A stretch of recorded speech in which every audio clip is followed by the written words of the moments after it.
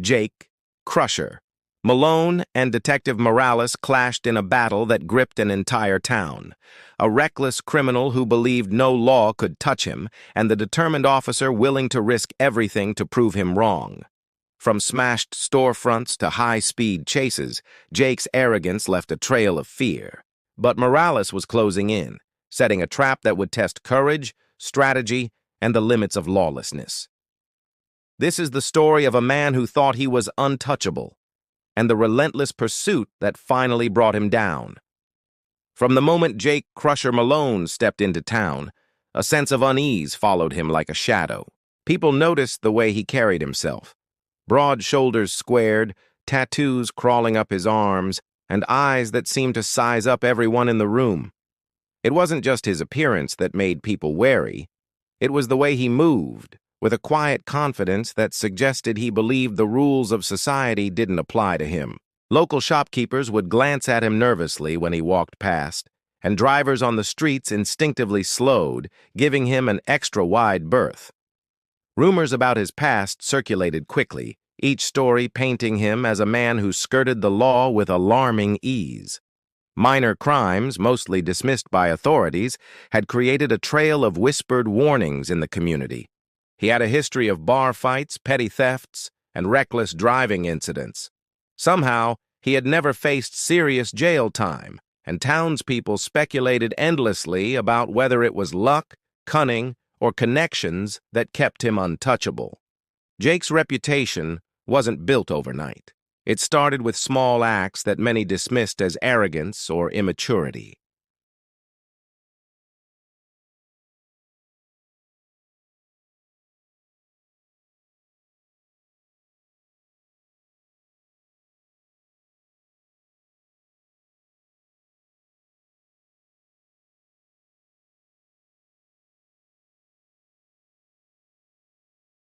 He began entering stores without paying for small items, testing the patience of clerks and surveillance systems alike.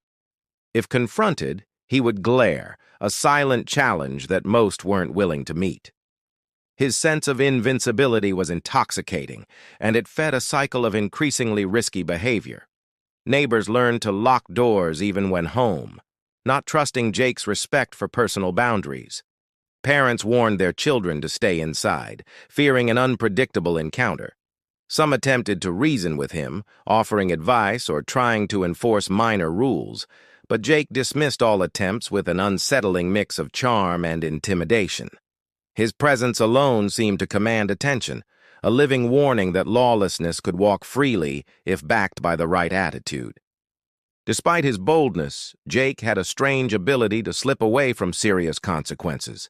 Traffic tickets would vanish, charges mysteriously dropped, and minor arrests ended without punishment. People speculated, sometimes bitterly, about corruption or connections in law enforcement, but others simply accepted that Jake had a rare gift, the knack for doing what he pleased without paying the price. He began testing boundaries even more, moving from minor thefts to vandalism and intimidation. Windows shattered under his thrown objects, car doors keyed without cause, and threats delivered to those who dared cross him. Each act served as both entertainment and assertion of his dominance, and the town grew more fearful with every incident. Jake's arrogance wasn't just about power, it was a performance. He seemed to thrive on the reactions of those around him, observing their fear as a measure of his control. People whispered stories late into the night, sharing experiences of encountering him in the streets, at stores, or even near their homes. Some claimed to have seen him fight off multiple men at once, emerging unscathed and grinning, while others swore he taunted police officers from the shadows, daring them to catch him. This growing legend only fueled his confidence, pushing him toward riskier and more audacious acts. By the time summer arrived, Jake's reputation had reached a fever pitch. He was no longer just a local troublemaker, he was a force that the town could not ignore, a living embodiment of recklessness and defiance, setting the stage for the chaos that was soon to follow. Jake's reckless streak continued to grow, and one summer night, it reached a level that would change everything. That evening began like any other, with the heat of the sun lingering in the streets and the hum of the town's activity carrying into the night. But Jake was restless, fueled by a mixture of boredom and arrogance. He drove his battered truck with a wild energy, weaving through traffic and ignoring stop signs. Pedestrians jumped back to avoid him, and drivers swerved to keep from being hit. But Jake only laughed, feeling the rush of control that came from flouting the rules. Every near collision seemed to feed his ego, confirming the belief that no one could stop him, that laws and consequences were for everyone else. Later, he set his sights on a small convenience store at the edge of town. The building's fluorescent lights flickered in the dark as Jake approached. Without hesitation, he smashed the glass window with a blunt object, the sound echoing sharply through the quiet streets. Inside, shelves shook and items toppled as he reached for cash and goods, tossing them carelessly into a bag. Security cameras captured him clearly, a fact that would later become crucial, but Jake didn't care.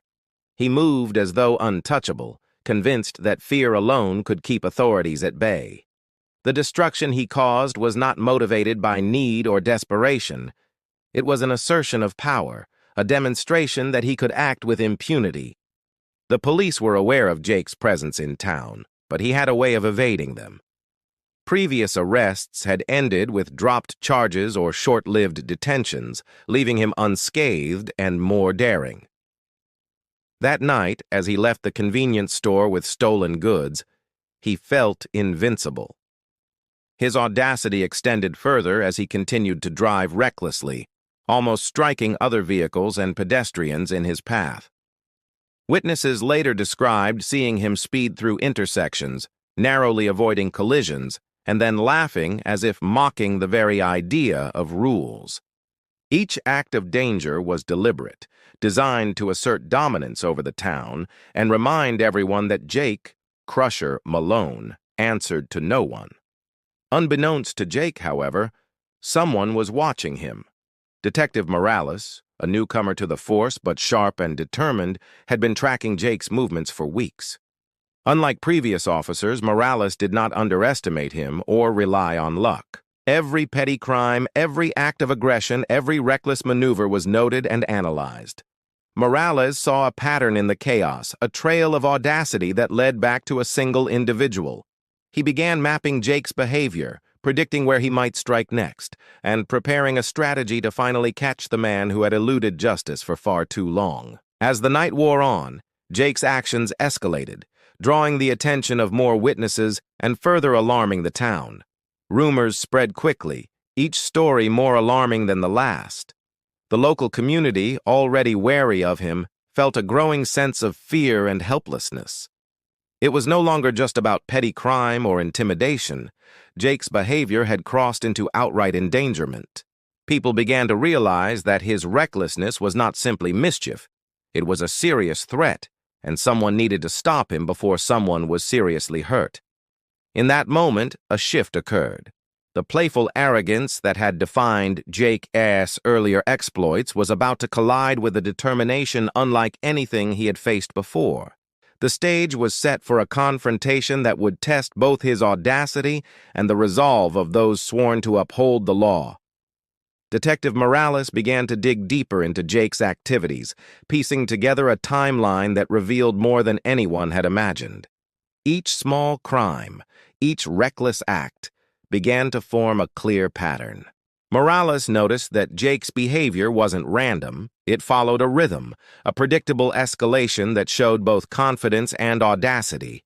The petty thefts, the vandalism, the threats, they were building blocks for something larger, and Morales understood that if Jake wasn't stopped, the consequences could be catastrophic. He pored over months of reports, surveillance footage, and witness statements, connecting dots that others had overlooked. Every broken window, every stolen item, and every aggressive encounter with law enforcement was cataloged, revealing a man who not only ignored the law but seemed to study its limits. What surprised Morales most was the sophistication hidden beneath Jake's reckless exterior. Despite the chaos he created, Jake was strategic in subtle ways.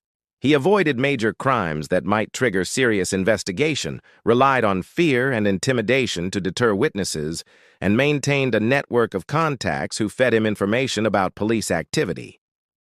Even casual observers didn't realize that he was more calculating than he appeared.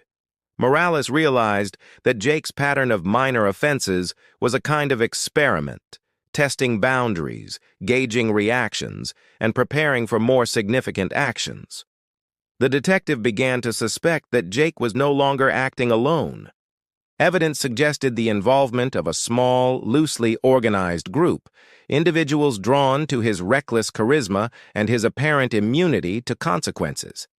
As Morales followed the trail, he uncovered reports of stolen vehicles, missing goods, and vandalized property across town and in nearby areas. The crimes spanned months, sometimes even years, and Morales began to see a hierarchy in the offenses. Minor thefts seemed almost random, but when viewed alongside patterns of intimidation and property damage, they painted a picture of escalating criminal ambition. Morales noticed Jake had a particular style. He targeted locations that were lightly monitored, struck quickly, and left just enough evidence to make his presence known, but not enough to guarantee capture.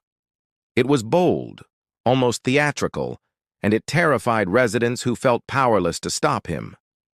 Then came the breakthrough. Surveillance footage from a warehouse on the outskirts of town showed Jake loading stolen merchandise into a large van.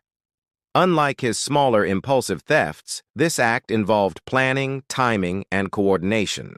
Morales realized that Jake's network of associates was more involved than anyone suspected, and that the crimes were moving beyond simple mischief into organized activity. The discovery shocked Morales and his team. They understood that Jake's reckless behavior was now dangerous not only for individuals but for the entire community. With this revelation, Morales shifted his strategy from observation to action. He began coordinating with other officers, tracking Jake's known associates, and gathering evidence that could finally lead to an arrest. Every movement, every decision, every past crime became part of a larger plan to corner a man who had believed himself untouchable for too long. Morales knew the stakes were high. Jake's arrogance and unpredictability made him dangerous, but his pattern provided a window of opportunity. The detective understood that timing would be critical, that patience and precision could turn months of chaos into justice. The tension in the investigation grew as Morales prepared to confront the man who had terrorized the town, testing both his skill and his nerve against a criminal who seemed to thrive on audacity and fear. The trap was set with painstaking detail. Detective Morales and his team had spent weeks coordinating every angle, analyzing Jake's habits, mapping escape routes, and positioning officers in plain clothes throughout the town. They knew that any misstep could allow Jake to slip away, as he had so many times before. Every surveillance camera, every patrol route, and every potential lookout point had been accounted for. Morales felt the weight of responsibility. Jake was reckless, unpredictable, and extremely dangerous. The detective knew that the moment of confrontation would define the entire investigation, and he could not afford errors. Jake, meanwhile, was unaware of the net closing around him. His confidence was at its peak. He continued his reckless spree, pushing limits in ways that alarmed residents and witnesses. That night, fueled by arrogance and adrenaline, he targeted a small jewelry store in broad daylight. He smashed the display cases with brutal efficiency, scattering valuable items across the floor. Security cameras captured everything, but for Jake, the thrill came not from secrecy, but from audacity. He wanted to be seen, to assert that he could commit any crime and escape with ease. His disregard for law and safety was complete, and it drew the attention of everyone nearby, creating panic on the streets. As Jake fled the scene with a bag full of stolen goods, Morales and his team activated their plan. Units quietly moved into strategic positions, blocking key intersections and monitoring possible escape routes. Officers waited patiently, communicating silently through radios, each step synchronized with precision. Morales knew that Jake's strength and aggression made him capable of resisting arrest if cornered, but they had prepared for every contingency. Every officer carried the necessary equipment to subdue him safely while minimizing risk to civilians. The pursuit began as Jake jumped into a stolen truck and sped toward the highway. The stormy night added to the tension, with rain slicking the roads and reducing visibility. He took sharp turns, attempting to throw off pursuers, but Morales had anticipated his route. Traffic blocks and patrol units funneled him into a narrowing path, leaving him fewer options with every mile. The sense of inevitability was palpable, both for the officers and for Jake, though he still clung to the belief that he could escape. His arrogance made him bold, but it also blinded him to the meticulous planning of those who had been tracking him. The final confrontation occurred on a stretch of deserted highway, where Morales and his team had positioned vehicles to block all exits. The stolen truck skidded on the wet asphalt as Jake realized he had nowhere to go.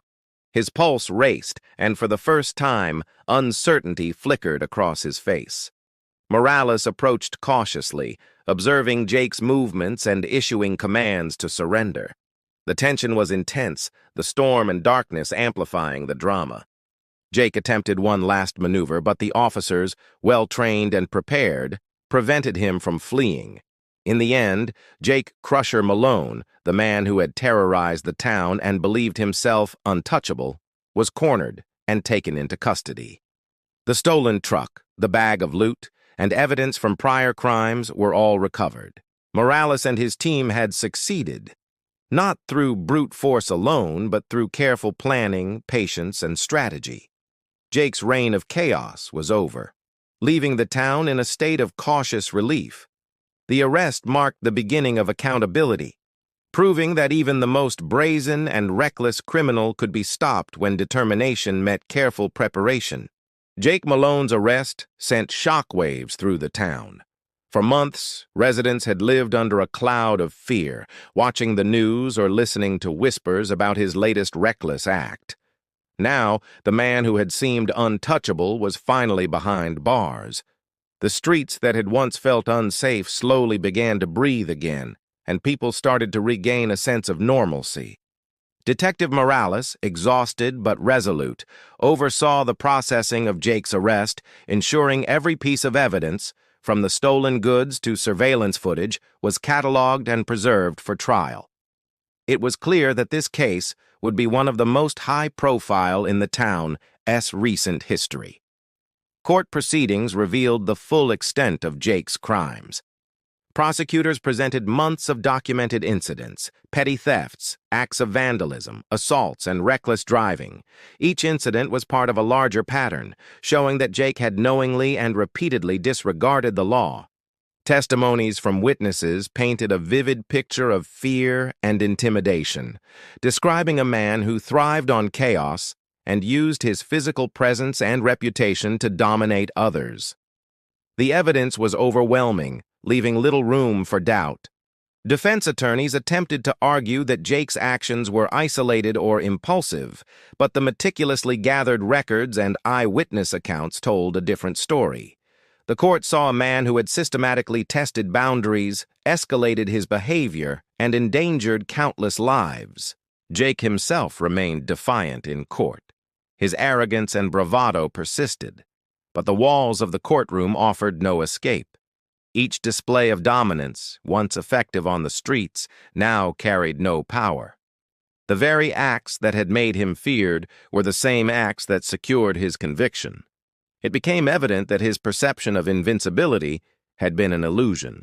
Months of planning and patience by law enforcement had countered his reckless confidence, proving that no one is truly above the law. When the judge announced the sentence, it marked a turning point for the town. Jake was ordered to serve a long prison term, ensuring that he would be removed from the streets for years. The sentence also sent a clear message to the community. Recklessness, intimidation, and disregard for law would not be tolerated. Residents felt a mix of relief and vindication, knowing that justice had finally been served. Families who had lived in fear could begin rebuilding a sense of safety, and the police department earned recognition for the careful and strategic work that led to Jake's capture. In the weeks following the trial, the town began to reflect on the impact of Jake Malone's actions. Shops reopened without fear of theft, streets filled with families and children once more, and conversations shifted from anxiety to recovery. Detective Morales continued his work, analyzing the case to improve future responses to dangerous individuals who might believe themselves untouchable. Jake's story became a cautionary tale, a vivid example of how arrogance, aggression, and a sense of immunity can escalate into real danger. Even behind bars, Jake's legend lingered. People still spoke of his boldness, but the tone had changed, from awe and fear to relief and understanding. The man who thought the laws didn't apply to him had learned, finally and irrevocably, that no one is above accountability. His reign of chaos had ended, leaving behind a town wiser, a police force stronger, and a community that understood that courage, preparation, and persistence could triumph over even the most fearless of criminals.